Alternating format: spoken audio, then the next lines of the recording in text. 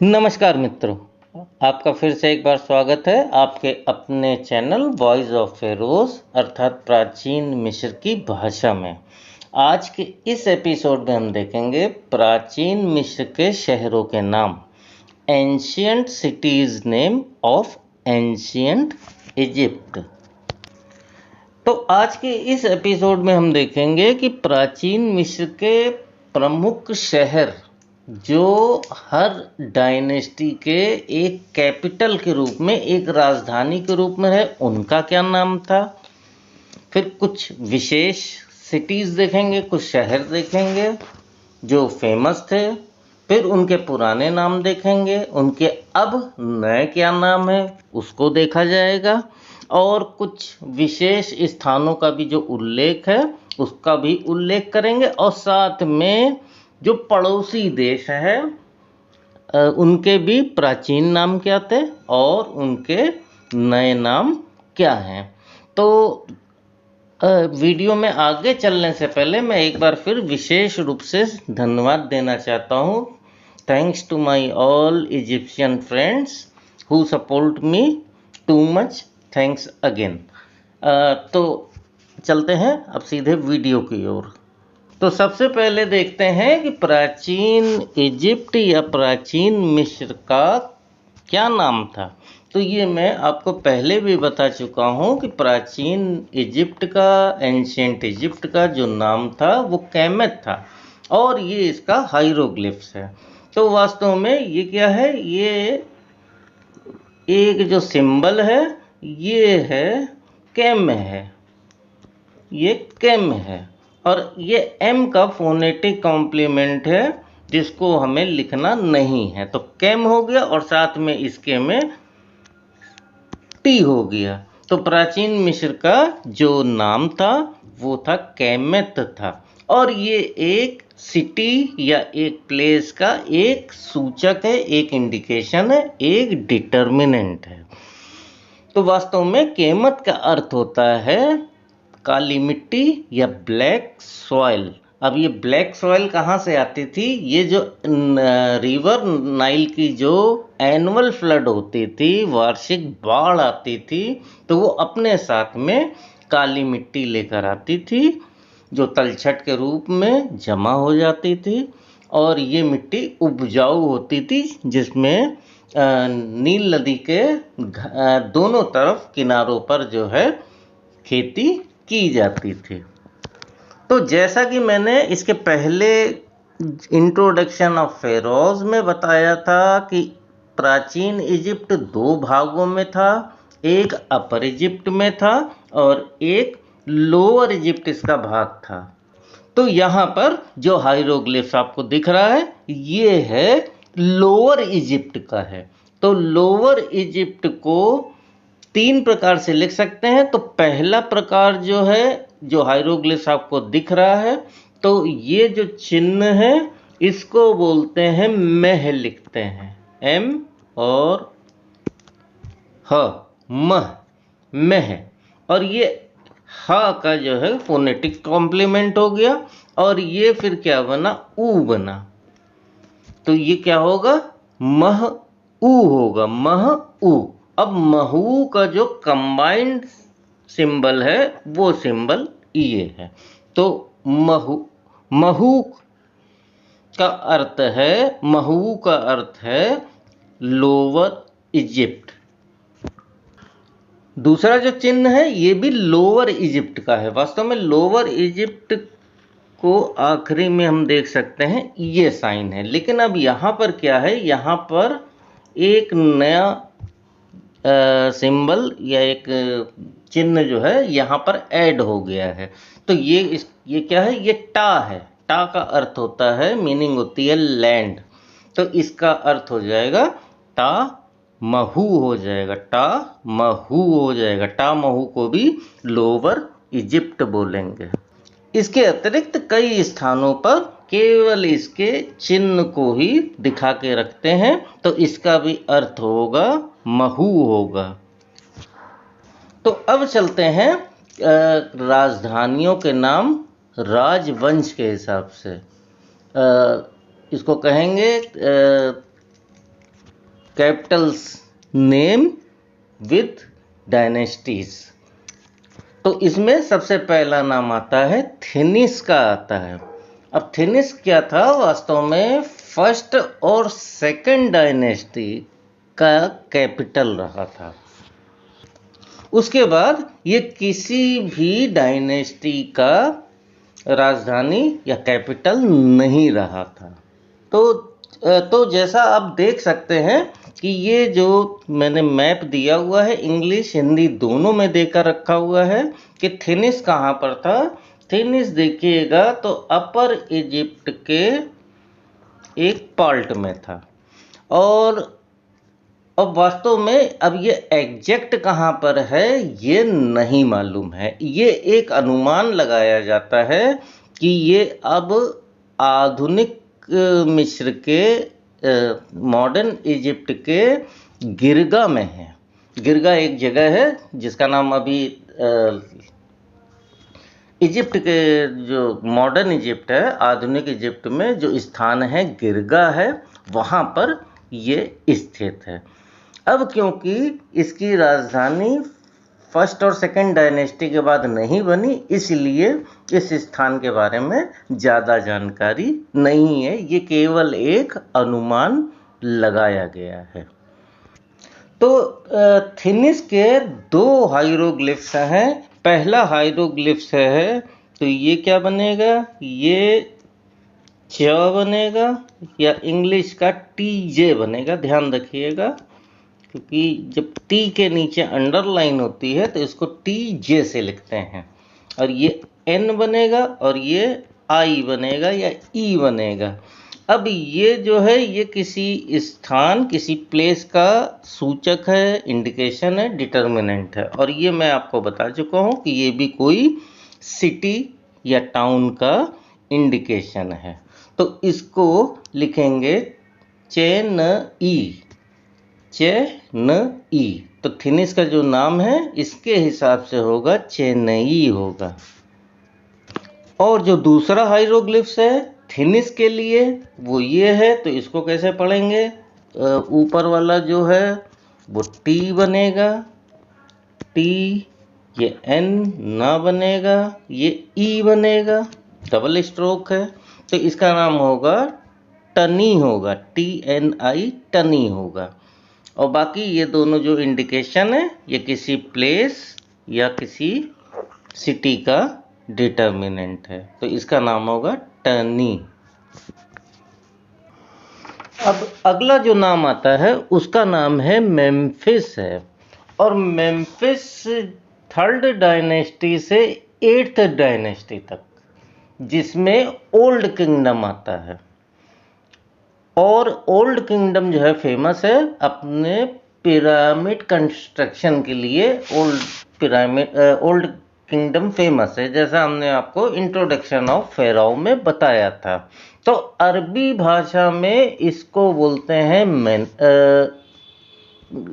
इसको जो है रोमन भाषा में इसको बोलते हैं मेनेफ बोलते हैं, और प्राचीन इजिप्ट की भाषा में इसको बोलते हैं नेफर बोलते हैं।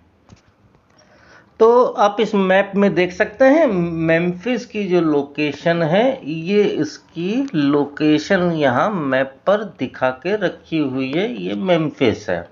अब मेम्फिस की जो एक्चुअल लोकेशन है वो है ये गीज़ा के पास एक गांव है, एक विलेज है, उसका नाम है मिटरहीना है, मिटरहीना। ये वहाँ पर स्थित है, जिसके अवशेष हम आज भी देख सकते हैं, जहाँ हमने बताया है मिटरहीना में। ये यहाँ पर इनके कुछ अवशेष बचे हुए हैं। और दूसरा ये बता दें कि ये यूनेस्को द्वारा वर्ल्ड हेरिटेज साइट में इसका भी नाम है।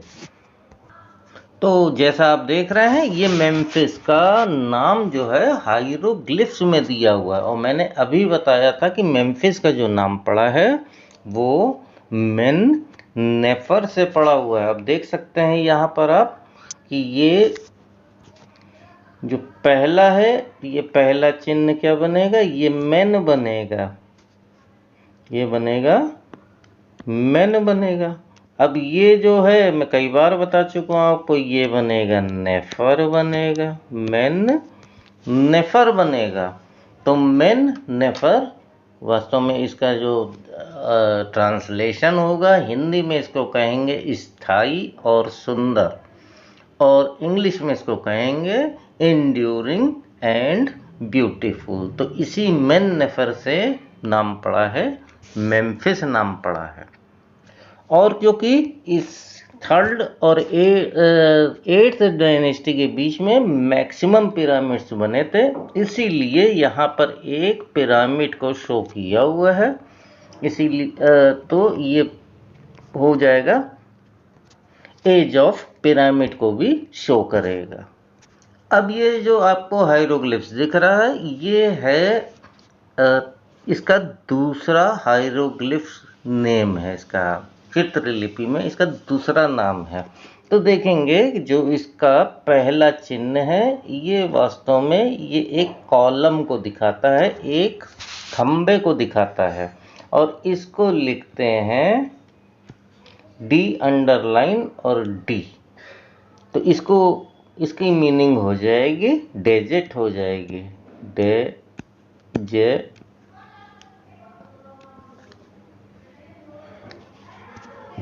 ये डेजेट होगा, DJED होगा।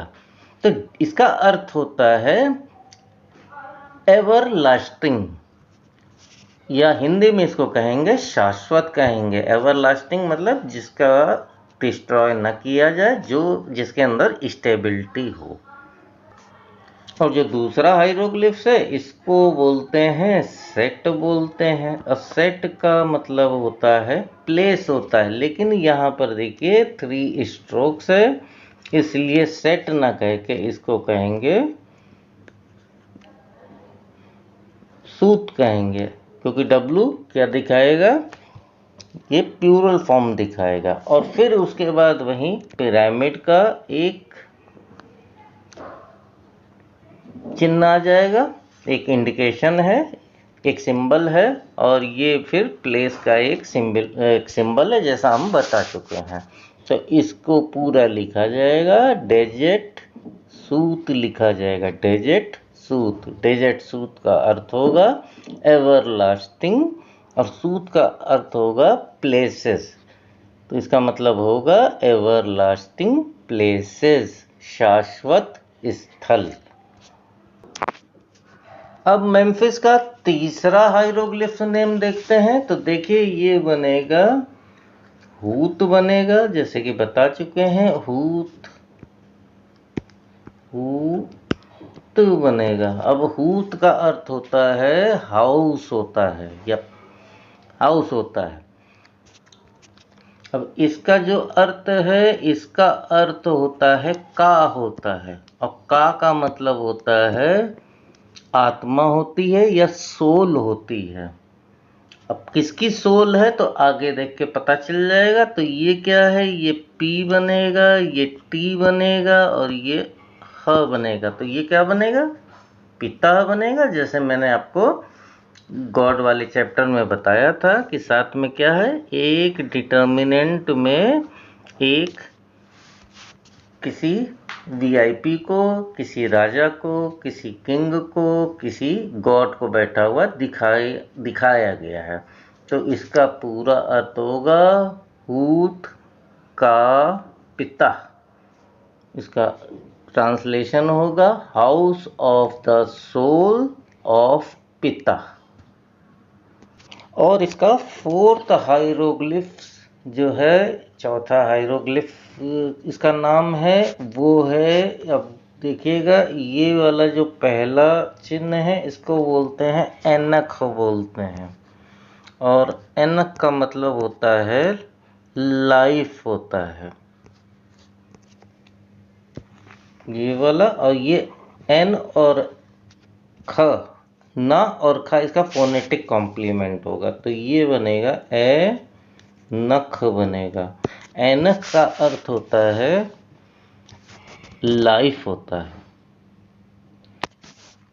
और उसके बाद जो है आगे दिखेगा ये एक टा टा का अर्थ होता है लैंड यहाँ पर, लेकिन लैंड कितने हैं यहाँ पर? लैंड 2 लैंड है, 2 लैंड्स हैं। तो और ये लैंड का एक डिटर्मिनेंट है, तो इसका अर्थ होगा एनक टा उई होगा, क्योंकि लैंड कितने हैं? 2 लैंड्स हैं, एनक टा उई होगा। तो इसका अर्थ होगा वह स्थान जहाँ 2 भूमियाँ जीवित रहती हैं, या place where 2 lands are live. अब आगे चलने से पहले देखते हैं अपर इजिप्ट का हाइरोग्लिफ्स देखते हैं जो छूट गया था गलती से। तो देखिए इसमें अपर इजिप्ट के लिए जो हाइरोग्लिफ्स यूज होता है, तो पहले देखते हैं इस पहले सिंबल को या चित्र को देखते हैं। तो ये जो है ये वर्ड बनता है सेम आ बनता है, सेम आ। अब ये आ का फोनेटिक कॉम्प्लीमेंट है और उसके आगे डब्लू लग जाता है, तो इसको कहेंगे सेम आ ऊ कहेंगे, सेमा ऊ कहेंगे। और सेमा ऊ का जो मीनिंग होती है वो होती है अपर इजिप्ट होती है। अब अगले जो कैपिटल का नाम है वो है हेराक्लियोपोलिस मैग्ना है, हेराक्लियोपोलिस मैग्ना, या इसको बोलते हैं हेराक्लियोपोलिस ही केवल बोलते हैं, और या फिर इसको हेराक्लियोपोलिस बोलते हैं। इसके 3 नाम हैं। और ये जो है 9th और 10th डायनेस्टी का कैपिटल रहा है। लेकिन ये चीज़ याद रखिएगा, जो 9th और 10th डायनेस्टी थी वो फर्स्ट इंटरमीडिएट पीरियड के दौरान में थी। तो इसमें विशेष ध्यान देने वाली बात ये है कि फर्स्ट इंटरमीडिएट पीरियड में इस जो किंगडम था, इजिप्शियन किंगडम था, उसका डाउनफॉल हो गया था। और फिर क्या हुआ था, इसमें अपर इजिप्ट और लोअर इजिप्ट 2 भागों में फिर से बट गया था। पहले कंबाइंड था, लेकिन फर्स्ट इंटरमीडिएट पीरियड में क्या हुआ कि ये फिर 2 हिस्से में बट गया। तो जो देखिएगा ये लोअर इजिप्ट है लेफ्ट हैंड साइड में, तो इसकी ये कैपिटल बनी और इसकी कैपिटल बनी थी हेराक्लियोपोलिस बनी थी। और जो अपर इजिप्ट था, अपर इजिप्ट का जो कैपिटल था वो थेब्स था, लेकिन ज़्यादा जो प्रभाव में था वो लोअर इजिप्ट का पार्ट था हेराक्लियोपोलिस, ये ज़्यादा अपने प्रभुत्व में था, इसका ज़्यादा असर था। अब जो इसकी प्रेजेंट लोकेशन है वो है बेनी सुएफ गवर्नेट के अंडर में ये आता है, जिसको हम बोलते हैं हेराक्लियोपोलिस मैग्ना या हेराक्लियोपोलिस बोलते हैं। तो वास्तव में हेराक्लियोपोलिस ग्रीक नेम है और इसका ग्रीक नेम मीनिंग है सिटी ऑफ हेराक्लिस है। और साथ में ये भी विश्वास किया जाता है कि बाइबल में एक शहर का वर्णन है जिसका नाम हानेस है। तो बाइबल में एक शहर का विवरण है जिसका नाम हानेस है। तो कई विद्वान ये मानते हैं कि ये हानेस शहर जो है यहीं सेम हेरिया जो ये नाम है इसका हेराक्लियोपोलिस नाम, वहीं सेम नाम है इसका। तो हाइरोग्लिफ्स की भाषा में इस शहर को कहा जाता है राजा के बच्चे का घर। तो वास्तव में अब इसके हाइरोग्लिफ्स को देखेंगे तो पहला जो बनेगा ये हूत बनेगा, और हूत का अर्थ होता है घर होता है, या टेम्पल भी हो सकता है, प्लेस भी हो सकता है।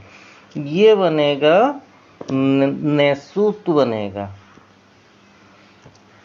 ने सूत बनेगा। और एक ये चाइल्ड का डिटर्मिनेंट दिया हुआ है, एक बच्चे का डिटर्मिनेंट दिया हुआ है, और ये जो अक्षर बनेगा ये बनेगा नेन बनेगा। तो हाइरोग्लिफ्स में इसको लिखा जाएगा हूत नेसुत नन, नेन होगा। एन एन 2 बार है लेकिन इसको लिखेंगे नेन लिखेंगे। तो इसका अर्थ होता है राजा के बच्चे का घर। उसके बाद नाम आता है, बहुत फेमस है, ये थेप्स है।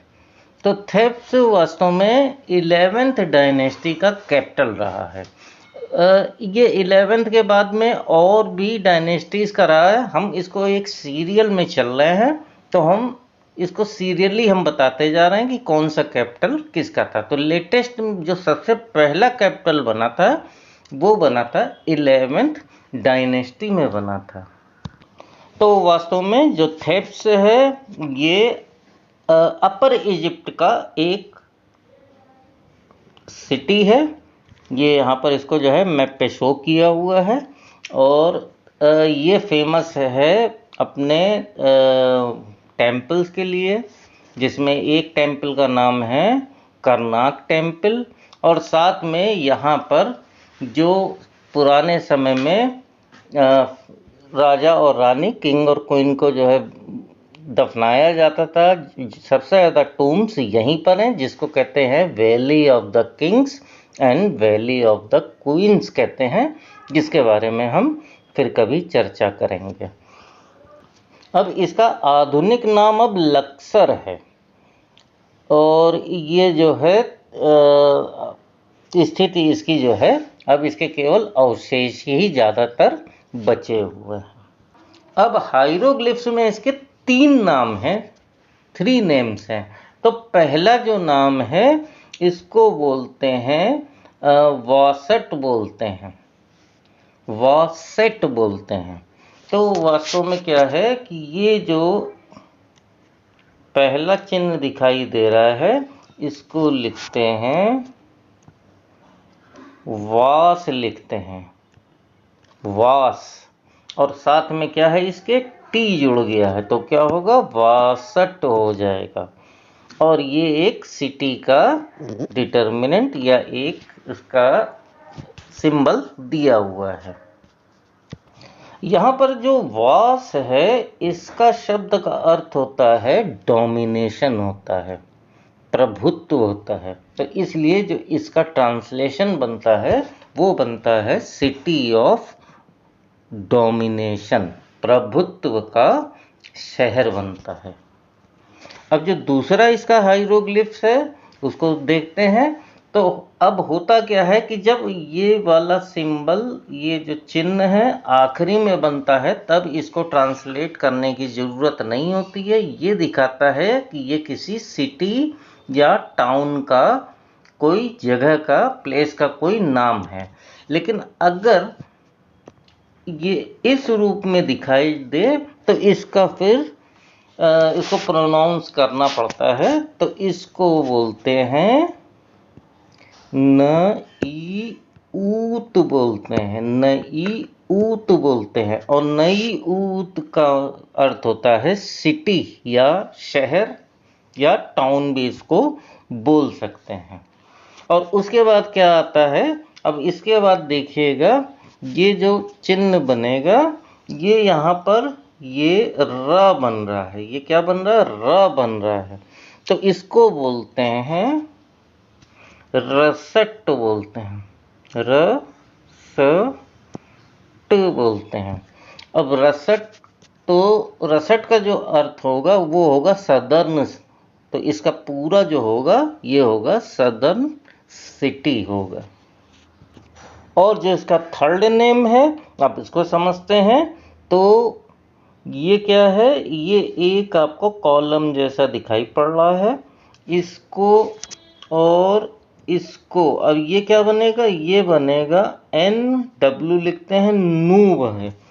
तो इस दोनों को मिलाकर बनेगा यू नू बनेगा, यू नू बनेगा। और यू नू का अर्थ होता है हेलियोपोलिस। और ये जो चिन्ह है अभी मैंने आपको अपर इजिप्ट में बताया था, तो ये वाला जो चिन्ह है ये बनेगा शेम आ बनेगा। तो शेमा का यहाँ पर मीनिंग होगी साउथ होगा, क्योंकि उसके पहले हमने देखा था उसका क्या है, सदर्न सिटी है, दक्षिणी शहर है। तो इसको कहेंगे हेलियोपोलिस ऑफ साउथ, क्योंकि यूनू का अर्थ होता है हेलियोपोलिस होता है। और हेलियोपोलिस ओरिजिनल जो है ये लोअर इजिप्ट में है। तो क्या किया गया है कि वो भी इतना हो सकता इतना अच्छा रहा हो शहर कि उसको क्या कर दिया कि एक ओरिजिनल हेलियोपोलिस जहाँ पर है लोअर इजिप्ट में है, तो एक हेलियोपोलिस जैसी जगह जो है हमारे पास भी है, तो इसीलिए उसको कह दिया हेलियोपोलिस ऑफ द साउथ कह दिया इसको। अब इसी क्रम में अगला नाम आता है इटजटाउई का आता है। इसमें 12th और 13 डायनेस्टी का ये जो है कैपिटल रहा है। और इसके बारे में ज़्यादा जानकारी तो नहीं है, लेकिन ये पता है कि एमेनहेट फर्स्ट ने जो है इसको अपने कब्जे में लिया था। तो हायरोग्लिफ्स में अब जो ये पहला सिंबल आपको दिखाई दे रहा है इसको लिखते हैं ई, टी के नीचे अंडरलाइन है। अब अगर अपने लैंग्वेज में बोलेंगे तो वो होगा इचाई होगा, लेकिन अब यहाँ पर इसको लिख दिया है ई तेज लिख दिया है और इस आई को नहीं लिखा है, तो इटज हो गया ये EITJ। अब ये यहाँ पर क्या है, टू लैंड्स है, एक लैंड ये है और दूसरा लैंड ये है, तो ये क्या हो गया टा उई हो गया। अब जो इटेज का अर्थ होता है वो होता है किसी चीज को सीज करना, अपने कब्जे में लेना, उसका टेक पोजेशन इसको बोलते हैं। तो वास्तव में अभी जैसे मैंने बताया था कि इस पर जो है एमेनहेट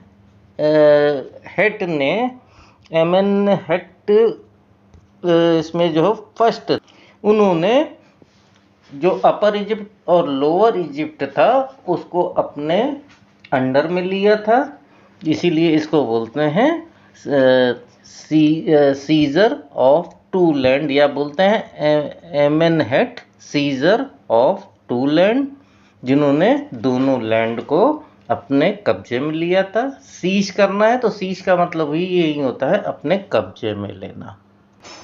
अब अगला जो नाम आता है उस जगह का नाम है, कैपिटल का नाम है अवारिस है। अब अवारिस जो है ये 14th और 15th 14वें और 15वें डायनेस्टी का कैपिटल था। लेकिन इसको याद रखिएगा कि 14th और 15th डायनेस्टी जो थी ये सेकेंड इंटरमीडिएट पीरियड का टाइम था। तो इस समय क्या हुआ था कि जो आज का सीरिया है वहाँ से जो रहने वाले थे वहाँ के निवासियों को कहा जाता था हिक्सोस कहा जाता था, शायद अभी भी कहा जाता है, मैं कंफर्म नहीं हूँ। तो ये जो हिक्सोस थे ये आज के प्रेजेंट जो सीरिया है उसके एक भाग से आकर इन्होंने मिस्र पर अपना कब्जा कर लिया था। उन्होंने मतलब इस बीच में क्या रहा था, सेकेंड इंटरमीडिएट पीरियड में हिक्सोस का शासन रहा था। तो जैसा कि आप सेकेंड इंटरमीडिएट पीरियड के समय का आप जो है देख रहे हैं, इसका ये पॉलिटिकल मैप है जो इजिप्ट था उस समय का। तो देख सकते हैं कि ये जो इतना एरिया है ये पूरा एरिया ये हिक्सोस के अंडर में था, और ये जो निचला वाला जो हिस्सा था ये किंगडम ऑफ कुश के अंडर में था। तो अभी देखिएगा कि जो ओरिजिनल फेराव थे, जो मतलब मिस्र के ही इजिप्शियन फेराव थे, वो केवल ये इनका जो एरिया था ये केवल थेब्स में ही सिमट कर रह गए थे। तो हिक्सोस ने जो है जो अपनी कैपिटल बनाई थी वो अवारिस में बनाई थी। ये इसकी लोकेशन यहाँ पर आप देख सकते हैं, ये है इसकी लोकेशन है। ये करीब करीब जो है मेडिटेरियन सी के पास और नाइल डेल्टा, जहाँ पर ये डेल्टा बनाती है वहाँ पर इसका जो है लोकेशन थी। लेकिन अब जो ये जगह है ये इसको बोलते हैं शार्किया रीजन बोलते हैं इसको। शार्किया गवर्नेट के जो है अंडर में ये आता है। और हिक्सोस से जो एहमोस फर्स्ट जो 16 डायनेस्टी के फेराव थे, ओरिजिनल नेटिव फेराव थे, इन्होंने हिक्सोस के कब्जे से ये अपना जो कंट्री थी, जो अपना इजिप्ट था, इन्होंने उसको वापस ले लिया। अब जो अवारिस का जो हायरोग्लिफिक नेम है ओरिजिनल उनकी भाषा में है, तो वो है हूत वुआरट है। हूत वुआरट है। वास्तव में ये जो चिन्ह है वैसे तो ये बनता है रेड, मैंने पहले बताया था, लेकिन अगर इसके साथ में ये एक सिटी का और साथ में टी दिया हो तब यहाँ पर इसका अर्थ दूसरा होगा। तब इसको कहा जाएगा वुआरट कहा जाएगा। और ये क्या है? ये है हूत है, हूत। तो इसका अर्थ हुआ टेम्पल ऑफ एडमिनिस्ट्रेशन या डिस्ट्रिक्ट ऑफ एडमिनिस्ट्रेशन, या इसको कह सकते हैं एडमिनिस्ट्रेटिव डिस्ट्रिक्ट। यहाँ से बैठ के और जो हिक्सोस थे ये पूरे देश पर यहीं से शासन करते थे। उसके बाद फिर दोबारा नाम आता है, थेप्स का नाम आता है। तो वास्तव में हुआ क्या था कि थेप्स में जो है 16 डायनेस्टी में, अभी जैसे मैंने बताया कि एहमोस फर्स्ट ने हिक्सोस को डिफीट करके हरा कर और पूरे देश को, पूरे इजिप्ट को अपने अंडर में कर लिया। तब वहाँ से शुरुआत हुई 16 डायनेस्टी की। तो जो थेप्स था वो 11th के साथ में 16th, 17th, 18th, लेकिन 18th का कुछ भाग अलग चला गया था, वो अभी हम आगे देखेंगे। और उसके बाद 19th डायनेस्टी तक ये जो है कैपिटल जो रहा है थेप्स रहा है, और थेप्स के बारे में मैंने बता दिया है, तो इसके बारे में आगे डिटेल में बताने की कोई ज़रूरत नहीं है। अब जो अगला नाम आता है वो आता है अमरना का। तो अमरना वास्तव में ये 18th डायनेस्टी के जो 10th फेराव थे, 10वें फेराव थे, जिनका नाम था एमेनहोटेप IV, और जिनको आखेनातन के नाम से भी जानते हैं। इन्होंने क्या किया कि अमरना में थेब्स, पहले कहाँ था? थेब्स। तो थेब्स से अपनी कैपिटल शिफ्ट करके अमरना में इस्टेब्लिश किया। तो अमरना क्या था? उस समय एक वर्जिन एरिया था, मतलब वहाँ कोई रहा नहीं था। तो उन्होंने अमरना में ही अपना कैपिटल बनाया। और साथ ही में इन्होंने क्या किया कि इन्होंने जितने भी गॉड अमून के टेम्पल थे उनको बंद कर दिया, और जितने भी अदर गॉड एंड गॉडेस थे उनके मंदिर को भी बंद कर दिया। मतलब प्रीस्ट का काम वहाँ पर ख़त्म हो गया। तो 18th डायनेस्टी के जो 15th फेराव हुए, 15वें नंबर के जो फेराव हुए, उनको कहा गया होरे महब कहा गया, होरे महब कहा गया। इन्होंने क्या किया? क्योंकि जो आखेनातन थे उन्होंने केवल एक ईश्वर को मानने की एक विचारधारा चलाई। और वो कौन गॉड थे? मैंने गॉड के चैप्टर में बताया था कि वो थे एटन थे। एटन का अर्थ है सन डिस्क या सूरज। तो इस वजह से इनको धर्म विद्रोही माना गया। और मैंने आपको किंग लिस्ट सोर्स में बताया था कि इन्होंने 18th डायनेस्टी के ज़्यादातर जो एबेडोस किंग लिस्ट सेटी फर्स्ट और रैमसेस टू की जो किंग लिस्ट है, तो उसमें 18th डायनेस्टी के ज़्यादातर फेराओं का नाम उस लिस्ट से हटा दिया, क्योंकि उनको क्या कहा गया, उनको धर्म विरोधी कहा गया।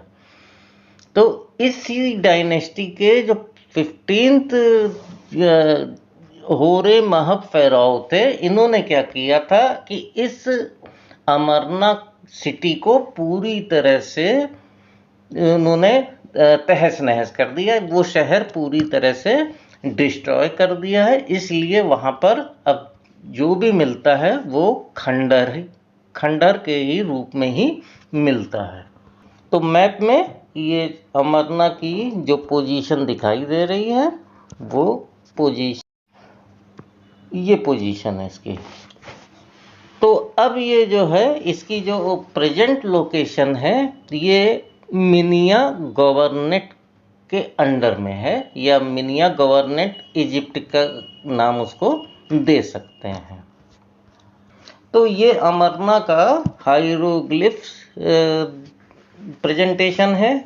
अमरनाथ को क्या कहते थे, तो देखिएगा, ये जो पहला मैं बता चुका हूँ, इसको बोलते हैं एखट बोलते हैं या आखट बोलते हैं। आखट बोलते हैं। आखट का मतलब होता है हॉराइजन। और फिर उसके बाद ये टी इसका फोनेटिक कॉम्प्लीमेंट हो गया, और ये कोई प्लेस शो कर रहा है कि कौन सी जगह है, कोई एक हॉराइजन वाली प्लेस है। लेकिन हॉराइजन किसका है, तो ये है इटन है, ITN, और इसको लिखेंगे एटन लिखेंगे, और ये इसका डिटर्मिनेंट यहाँ पर दिया हुआ है, तो इसको कहेंगे एखट इटन कहेंगे। इसका अर्थ होगा वह जगह जहाँ एटन अपने होराइजन पर है, अपने क्षितिज पर है। अब अगले कैपिटल सिटी का नाम आता है, उसको कहते हैं पाई रामसेस कहते हैं, पाई रामसेस। अब पाई रामसेस जो कैपिटल था वो 19th और 20th डायनेस्टी का कैपिटल रहा है। तो इसे रैमसेस सेकंड ने इसको जो है बसाया था, क्योंकि उसके पहले जो भी उनके फोर फादर थे, उनकी जो कैपिटल थी वो थेब्स रही थी। लेकिन इन्होंने क्या किया, थेब्स से इसको शिफ्ट करके ये पाई रैमसेस में जो है अपनी कैपिटल बनाई। और यहीं पर आपको हमने पिछले वीडियो में बताया था कि यहीं पर इनको जो रैमसेस के द्वारा बनाई गई किंग लिस्ट है, ये इसी जगह पाई रैमसेस में ही पाई गई थी। तो जैसा मैप में देख सकते हैं कि ये जो प्लेस की ही जगह है, ये नाइल डेल्टा के पास की जगह है, और जिसको कहते हैं पाई रैमसेस कहते हैं। और इस समय इसकी प्रेजेंट लोकेशन, मतलब एक्चुअल जो प्लेस है, उसका नाम है मॉडर्न विलेज ऑफ कांतीर है। हायरोग्लिफ्स में इस जो कैपिटल है या सिटी है, इसका नाम इसका है पर रामेसवू है, पर रेमेसू है, या पर रेमेसेस है, क्योंकि रैमसेस के नाम पर है। तो पहला जो हायरोग्लिफ्स है उसको तो पहचानती हैं कि ये क्या है, ये पैर है। पैर मतलब होता है हाउस। अब ये रे बनेगा। अब ये जो चिन्ह है, जो सिंबल है, ये बनेगा मेश बनेगा, M और S बनेगा, मेश। अब ये S इसका फोनेटिक कॉम्प्लीमेंट हो जाएगा, और उसके बाद एक S और आएगा। तो अगर इसको मिलाइए, रे मेस, तो ये बनेगा रैमसेस बनेगा, रैमसेस। सेस, तो इसका अर्थ ये हुआ पेररेमेसेस, हाउस ऑफ रैमसीज बनेगा, हाउस ऑफ रैमसीज बनेगा। फिर इसके बाद जो कैपिटल नेम आता है वो आता है तानिस आता है, और तानिस जो कैपिटल था वो 21st और 22nd डायनेस्टी का था। लेकिन याद रखिएगा कि जो 21 से और 26 डायनेस्टी का जो टाइम था वो थर्ड इंटरमीडिएट पीरियड का था। तो जैसा आप मैप में देख सकते हैं ये भी लोअर इजिप्ट का एक पार्ट था, और कहाँ पर था, ये भी नाइल डेल्टा का के पास ये तानिस था या टेनिस था, हिंदी में इसको तानिस ही कहेंगे। अब जो इसका प्रेजेंट नाम है वो है शर्किया नाम है इसका। तो हाइरोग्लिफ्स में इस जो तानिस या टेनिस जो भी कहें, तो इसका हाइरोग्लिफ रिप्रेजेंटेशन कैसे है सॉरी। तो ये पहला जो बनेगा ये डी के नीचे अंडरलाइन बनेगा, ये आ बनेगा, ये एन बनेगा और ये टी बनेगा, और ये एज इट इज एक सिटी का रिप्रेजेंटेशन है। तो इसको लिखा जाएगा आपको कि डी अंडरलाइन को हमेशा डैश से लिखा जाता है, फिर ए आएगा, फिर एन आएगा और टी आएगा। तो इसका नाम जेनेट होना चाहिए। मैं इस पे कंफर्म नहीं हूँ क्योंकि अभी डी अंडरलाइन में इसका प्रोनाउंसिएशन सही क्या होता है अभी मैं कंफर्म ज़्यादा नहीं हूँ, लेकिन इसका नाम जो बनेगा वो बनेगा जेनेट बनेगा। उसके बाद डायनेस्टी नंबर 23, 23rd डायनेस्टी, वो भी किसकी, थर्ड इंटरमीडिएट पीरियड की। तो या इसकी जो कैपिटल रही है वो थेब्स रही है और हेराक्लियोपोलिस रही है, जिसके बारे में मैं ऑलरेडी आपको बता चुका हूँ। इसके बाद आता है कैपिटल का नाम है सेस है, और सेस जो है 24 डायनेस्टी जो कि थर्ड इंटरमीडिएट पीरियड का पार्ट थी उसका कैपिटल था। तो ये 24 डायनेस्टी की कैपिटल थी। अब ये साइज की इजिप्शियन मैप पर ये लोकेशन है जो कि लोअर इजिप्ट में है, और देख सकते हैं ये नाइल डेल्टा के एरिया में ही है। ध्यान दीजिएगा इधर जितने भी कैपिटल बने हैं सब ऑलमोस्ट एक दूसरे के क्लोज टूगेदर ही हैं, सब एकदम आस ही पास हैं। और अब जो है इसका नाम गर्बिया है, गर्बिया है। अब इसका हाइरोग्लिफ्स देखते हैं सेस का। तो ये जो सिंबल है ये मालूम है, ये सा बनता है, एस और ए बनता है, सा बनता है। अब ये भी एस है और ये ए है, तो ये दोनों इसके फोनेटिक कॉम्प्लीमेंट हो गए। और ये क्या बनेगा, डब्लू बनेगा, तो ये बनेगा साउ बनेगा, SAU साउ बनेगा। तो वास्तव में ये जो सेस है ये साउ से सेसु हुआ है।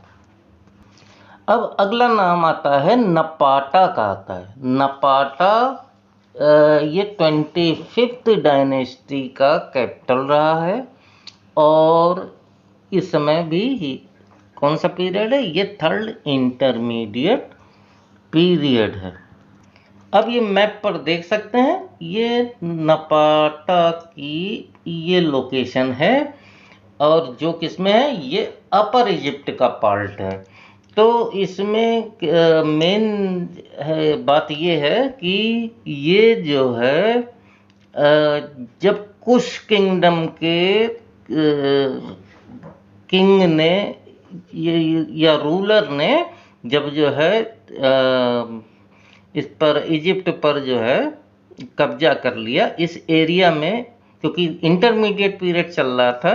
तो उस समय के हिसाब से जब जब कोई शासक जो है देश पर जो विजय प्राप्त करते हैं तो वही इंटरमीडिएट पीरियड कहलाता है। तो इस समय इस एरिया पर कुश साम्राज्य का शासन था। तो इस थर्ड इंटरमीडिएट पीरियड में ये हुआ कि जो इधर का जो ये पोर्शन है अपर इजिप्ट का जो पोर्शन था वो कुश किंगडम के अंडर में था, और वो पर्शियंस के अंडर में था, क्योंकि पर्शिया ने उस समय पहला अटैक किया था, इसीलिए वो इंटरमीडिएट पीरियड कहलाया था। तो ये वाला याद रखिएगा, ये वाला जो पोर्शन था ये कुश किंगडम के अंडर में था, और ये वाला जो ऑलमोस्ट पोर्शन था ये पर्सिया के अंडर में था, पर्सिया के अंडर में था। तो हाइरोग्लिफ्स में नपाटा के दो नाम हैं। पहला नाम तो ये बनेगा N न प, और ये Y बनता, Y को E कहेंगे, तो ये बनेगा नेपई, बनेगा NPY, नेपई बनेगा।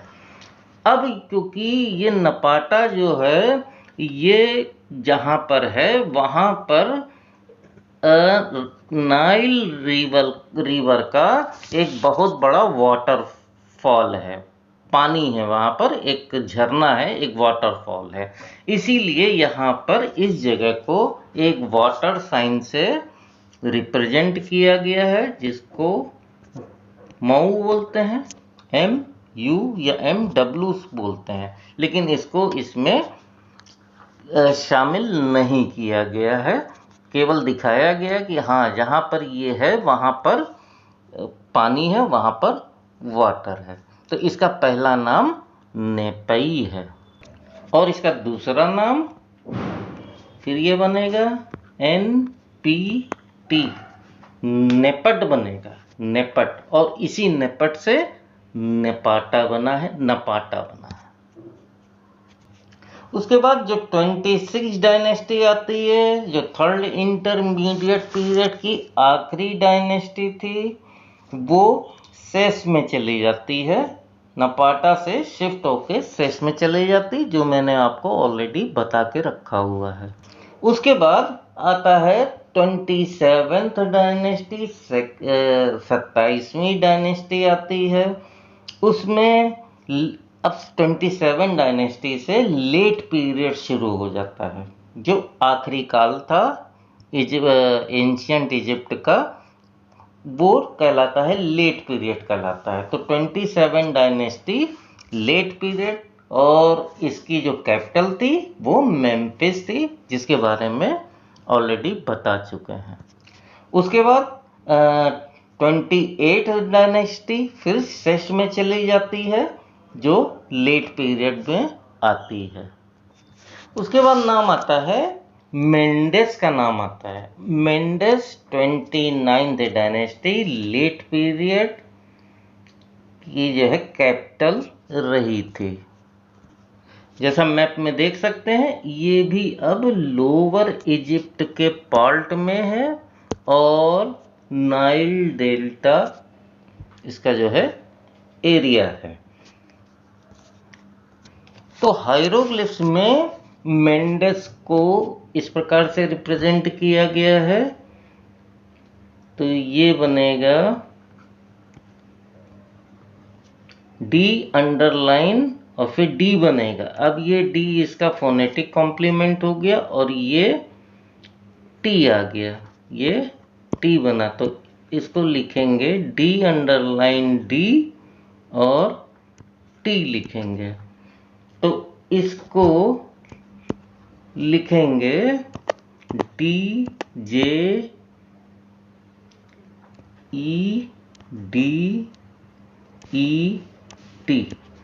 लेकिन इसको बोलेंगे जयडेट, बोलेंगे जयडेट, डेट बोलेंगे। तो ये मेंडेस का जो एंशियंट नेम है वो है डेट है।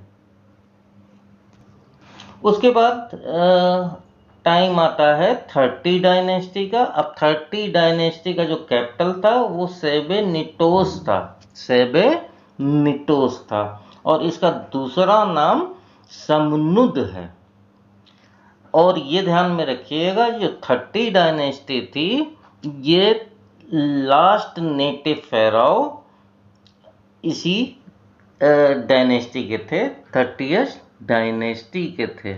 तो ये मैप में सेबेनिटोस या सेमनुट की लोकेशन है, ये भी आपको मिलेगा लोअर इजिप्ट के पार्ट में मिलेगा। और हायरोग्लिफ्स में इसका नाम कुछ इस तरह से है। तो पहला जो साइन है एक फ्लैग साइन है, तो ये तो मालूम ही है कि ये क्या है, ये नेचर है, बता चुके हैं। अब ये क्या बनेगा, टी अंडरलाइन जिसको च कहेंगे, और ये बी है। तो इसी तरह से अब लिखेंगे तो इसको इस तरह से